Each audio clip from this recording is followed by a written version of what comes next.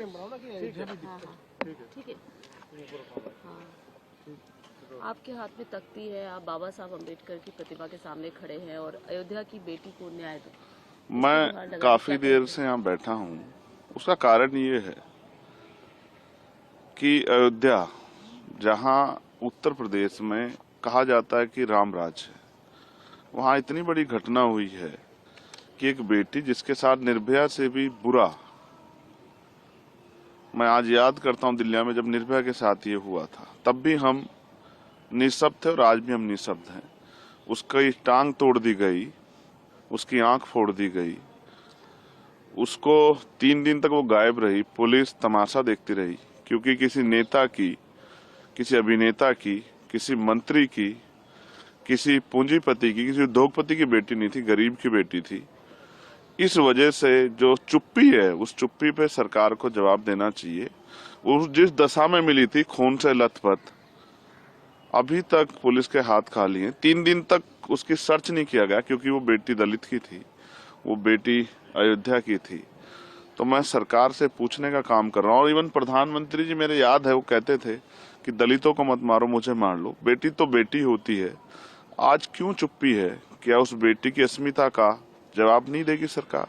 मैं यहाँ इसलिए हूँ क्योंकि बाबा साहब अम्बेडकर ने कहा था कि मैं किसी भी देश की तरक्की उस देश में रहने वाली महिलाओं की तरक्की से मापता हूँ। आज मैं सह नहीं पा रहा हूँ क्योंकि चारों तरफ सन्नाटा है। क्यों है? जाति व्यवस्था की देन है या मीडिया सरकारों के खिलाफ आवाज नहीं उठनी चाहिए? बहुत सारे सवाल है, उनको लेकर मैं बाबा साहब अम्बेडकर की शरण में हूँ, क्योंकि जब जब मैं कमजोर पड़ता हूँ, जब मैं दुखी होता हूँ, तो उन्हीं की शरण में जाता हूँ कि वो मुझे मेरे जो अधिकार हैं, मेरे कर्तव्य हैं, उनको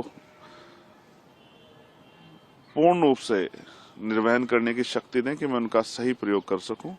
और जो शपथ मैंने पार्लियामेंट में ली थी कि मैं सभी के लिए, महिला हो, पुरुष हो, देश के हर नागरिक के हक की आवाज उठाने का काम करूंगा, मैं उसी जिम्मेदारी को निभा रहा हूँ। क्या संसद के पटल पर भी आप इस बात को उठाएंगे?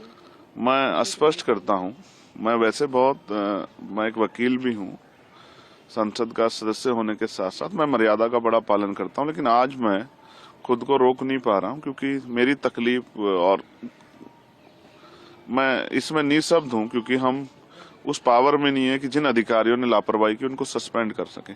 लेकिन बेटी की रक्षा के लिए, उसको न्याय दिलाने के लिए, उसकी माँ के आंसू पूछने के लिए, उसके परिवार को विश्वास दिलाने के लिए, और सिर्फ उसके नहीं, पूरे प्रदेश की बेटियों को, देश की बेटियों को विश्वास दिलाने के लिए कोई है जो जब बेटियों के अपमान पर चुप रहेगा। मैं अपनी ड्यूटी कर रहा हूँ। पार्लियामेंट में भी मैंने अर्जेंट मोशन भी दिया है कि इस विषय पे चर्चा हो, और नहीं चर्चा होगी तो जो भी मुझसे बन पड़ेगा मैं उस तरह से उसकी आवाज को उठाने का काम करूंगा।